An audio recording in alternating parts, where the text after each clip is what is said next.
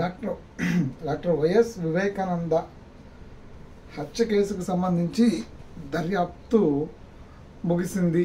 ఇంకా దీనిలో దర్యాప్తు చేయడానికి ఏమీ లేదని సుప్రీంకోర్టుకి ఈరోజు సిబిఐ ఇచ్చినటువంటి నివేదిక ద్వారా తెలుస్తుంది. డాక్టర్ వైఎస్ వివేకానంద రెడ్డి చనిపోయిన తర్వాత ఈ కేసులో ఎన్నో మలుపులు తిరిగింది. ఇది రాష్ట్ర వ్యాప్తంగా సంచలనం సృష్టించినటువంటి కేసు. మొట్టమొదట ఈ కేసులో గుండెపోటుతో వివేకానంద రెడ్డి చనిపోయారని చెప్పని స్టేట్మెంట్తో మొదలుకుని మరుసటి రోజు చంద్రబాబు నాయుడు చేతికి ఒక గొడ్డలు ఇచ్చి నారాసు రక్త చరిత్ర అని రాసేదాకా ఎన్నో ఆ ఒక్క రోజులోనే ఎన్నో మలుపులు తిరిగింది. వివేకానంద పోస్ట్ మార్టం కావచ్చు. ఇప్పటికీ ఈ కేసులో 6 కూడా చనిపోయారు. పోస్ట్ మార్టం చేసినటువంటి డాక్టర్ చనిపోయాడు. రీసెంట్గా ప్రధాన సాక్షి అయినటువంటి రంగన్న వాచ్మెన్ రంగన్న చనిపోయాడు. ఇలా ఒక 6 వరకు ఈ కేసులో చనిపోయారు. సో ఈ కేసుకు సంబంధించి ఇటు సిబిఐ దర్యాప్తు జరుగుతున్న టైంలోనే ప్రలోభాలకి గురి చేయడమే కాకుండా భయభ్రాంతులకు గురి చేయడం కానీ అప్పుడు అడిషనల్ ఎస్పీ ఉండి ఈ కేసు దర్యాప్తు సిబిఐ దర్యాప్తు ఆఫీసర్గా అడిషనల్ ఎస్పీ కూడా ఇందులో బెదిరించి ఆయన మీద కేసులు రామ్ సింగ్ మీద కూడా కేసులు పెట్టినటువంటి పరిస్థితి. అంటే అన్ని మలుపులు ఈ కేసును తిప్పారు. అప్పుడు జగన్మోహన్ రెడ్డి ప్రభుత్వం అధికారంలో ఉండడం, వైఎస్ వివేకానంద కేసులో కీలక వ్యక్తిగా వైఎస్ అవినాష్ రెడ్డి తండ్రి భాస్కర్ రెడ్డి పేర్లు ప్రధానంగా వినిపించడం. సో ఈ కేసుని మలుపులు తినడానికి కారణమైంది. కానీ ఈరోజు సిబిఐ ఇచ్చినటువంటి ఏదైతే ఇప్పటివరకు కోర్టుకి సిబిఐ నివేదికలన్నీ సమర్పించింది, దర్యాప్తుకు సంబంధించినటువంటి అన్నీ కూడా సీల్డ్ కవర్లో పెట్టి సుప్రీంకోర్టుకి ఇచ్చారు. అయితే ఈ కేసులో కీలకం ఏంటి అంటే డాక్టర్ సునీత నర్రెడ్డి సునీత చేసినటువంటి పోరాటం అని చెప్పుకోవచ్చు. ఆవిడ ఆంధ్రప్రదేశ్ హోమ్ మినిస్టర్ని కలిసింది, ముఖ్యమంత్రిని కలిసింది. ఆ కేసులో ఉన్నటువంటి సాక్షులు చనిపోవటం మీద ఆందోళన చెందింది. అదేవిధంగా ఈ కేసుని తప్పుదో పట్టించేటువంటి ప్రయత్నం కుటుంబ సభ్యులు చేస్తున్నారని, అందులో ప్రధానంగా జగన్మోహన్ రెడ్డి చేస్తున్నారని, ఇందులో కడప పార్లమెంట్కి జరిగినటువంటి ఎన్నికల్లో కూడా ఇటు వైఎస్ షర్మిల కావచ్చు, అదేవిధంగా వైఎస్ సునీత కావచ్చు, వీళ్ళు కూడా హంతకుడుకు ఓట్లు వేయొద్దు, అవినాష్ రెడ్డిని డైరెక్ట్గా వివేకానంద కేసులో హంతకుడు అని కూడా చెప్పినటువంటి పరిస్థితులు కూడా ఉన్నాయి. ఆ కేసులో అంటే వాళ్ళు చెప్పారు డైరెక్ట్గా ఈ కేసులో వాళ్ళు అంత వివేకానంద కేసులో వైఎస్ అవినాష్ రెడ్డి హంతకుడని వాళ్ళు చెప్పారు.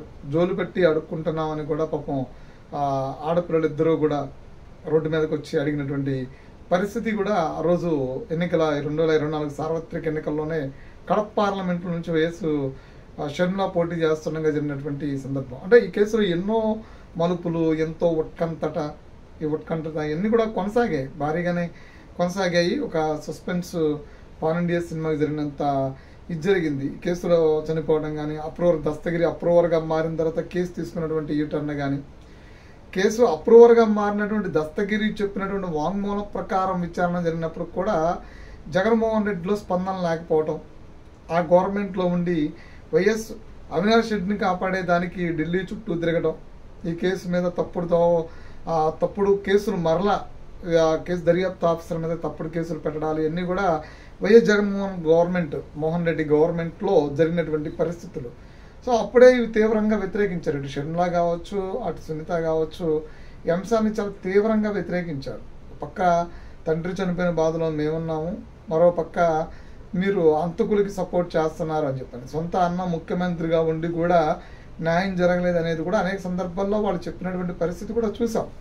కానీ ఇప్పుడు ఈ కేసుకు సంబంధించి ఇప్పటికే నిందితులందరూ బెయిల్ మీద ఉన్నారు. గంగిరెడ్డి పిఏ కావచ్చు, అవినాష్ రెడ్డి కావచ్చు, భాస్కర్ రెడ్డి కావచ్చు, ఇలా ఈ కేసులో ఏటి వరకు కూడా బెయిల్ మీద ఉన్నారు. ఈ బెయిల్ మీద ఉన్నటువంటి వ్యక్తులకి ఎప్పుడు ఈ కేసు దర్యాప్తు పూర్తవుతుందని చెప్పని సుప్రీంకోర్టుకి సిబిఐ నివేదికలు ఇస్తుంది. సుప్రీంకోర్టు ఈ బెయిల్ రద్దు చేసి మరలా వీళ్ళని కస్టడీకి తీసుకుంటుంది, విచారణ జరుపుతుంది అనేది. అయితే ఇప్పుడు ఇందులో ట్విస్ట్ ఏంటంటే దర్యాప్తు ముగిసిందని పూర్తి వివేకానందరెడ్డి కేసులో పూర్తి దర్యాప్తు ముగిసింది.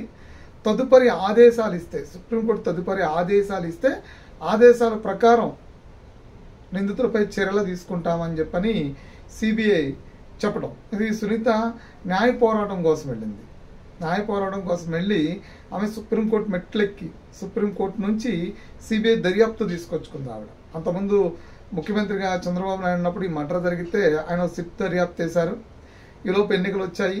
ఆ సిట్ చేసిన దర్యాప్తు అంతా కూడా జగన్మోహన్ రెడ్డి ఆయన ఒక సిట్ దర్యాప్తుని వేసి వాళ్ళకి ఈ ఫైల్ అంతా ఇచ్చారు. ఆ తర్వాత ఈ కేసు ఇక అంతే, ఇక న్యాయం జరిగినట్టేలే. వైఎస్ అవినాష్ రెడ్డిని కాపాడే ప్రయత్నం జగన్మోహన్ రెడ్డి గట్టిగా చేస్తున్నారు. ఇక వివేకానందరెడ్డి హత్యకి న్యాయం జరగదు, ఆయన ఆత్మకి శాంతి చేకూరినట్టే అనుకునే టైంలో సునీత సిబిఐ కేసు దర్యాప్తుని ఇవ్వండి అంటూ సుప్రీంకోర్టుకి వెళ్ళడం.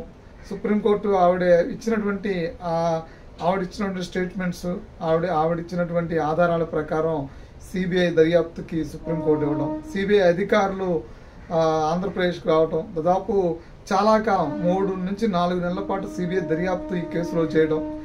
ఈ ఒక్కొక్కరుగా తీసుకున్నటువంటి స్టేట్మెంట్స్ ప్రకారం వాళ్ళు సేకరించిన ఆధారాల ప్రకారం ఈ గూగుల్ టేక్అవుట్ లిస్ట్ ఎవిడెన్స్గా ప్రధానంగా ఇవన్నీ తీసుకుని టెక్నికల్ ఎవిడెన్సెస్తో పాటు అవినాష్ రెడ్డిని కూడా అరెస్ట్ చేయడానికి సిబిఐ పూనుకుంటే దాని హైట్ డ్రామా మధ్య ఆయనకి బెయిల్ తీసుకురావటం, ముందస్తు బెయిల్ తీసుకురావడం, అప్పటికే భాస్కర్ రెడ్డిని అరెస్ట్ చేయడం, ఇవన్నీ కూడా చాలా ఇన్ని పరిణామాల మధ్య న్యాయం జరగదనుకునే టైంలో సుప్రీంకోర్టు నుంచి సిబిఐ వచ్చి చేసినటువంటి దర్యాప్తు ప్రకారం ఈరోజు వివేకానంద హత్యకి సంబంధించి ఆయన ఆత్మకు సంబంధించి న్యాయం జరగబోతుంది అని తెలుస్తుంది. ఎందుకంటే ఇందులో ప్రధానంగా చెప్పాలంటే సునీత చేసినటువంటి పోరాటానికి న్యాయం జరగబోతుంది అనేది తెలుస్తుంది. ఎందుకంటే ఈ కేసులో ఇప్పుడు కీలక పరిణామం చోటు చేసుకోబోతుంది. ఎందుకంటే సుప్రీంకోర్టు ఇప్పుడు దీని మీద ఒక ఆదేశాలని జారీ చేయకపోయినప్పటికీ కూడా సిబిఐ ఇచ్చినటువంటి నివేదిక ప్రకారం వాటన్నిటినీ కూడా పరిశీలించిన తర్వాత ఈ కేసులో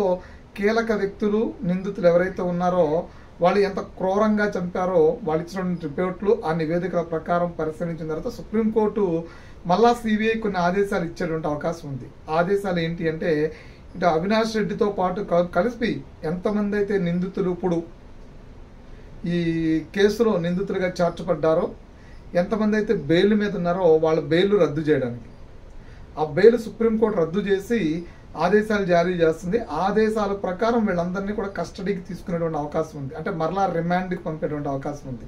సో సుప్రీంకోర్టు కనుక ఈ కేసుని వాళ్ళ బెయిల్ రద్దు చేస్తే ఇంక వీళ్ళు బెయిల్కి వెళ్ళటానికి కూడా అవకాశం లేదు. తర్వాత ఫర్దర్గా జైల్లో ఉండాలి.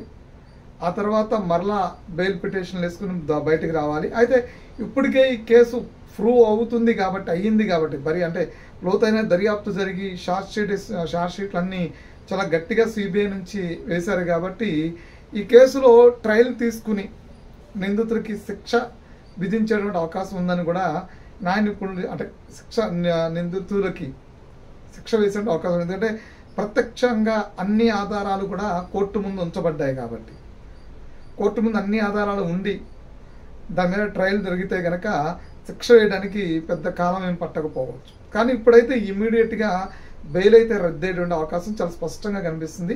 అయితే ఇవాళ రేపట్లోనే సుప్రీంకోర్టు ఇచ్చేటువంటి ఆదేశాల ప్రకారం బెయిల్ రద్దు చేసి ఆదేశాలు ఇస్తే మరలా సిబిఐ వాళ్ళని కస్టడీకి తీసుకుని రిమాండ్కి పంపించేటువంటి పరిస్థితి మాత్రం చాలా స్పష్టంగా కనిపిస్తుందని చెప్పొచ్చు.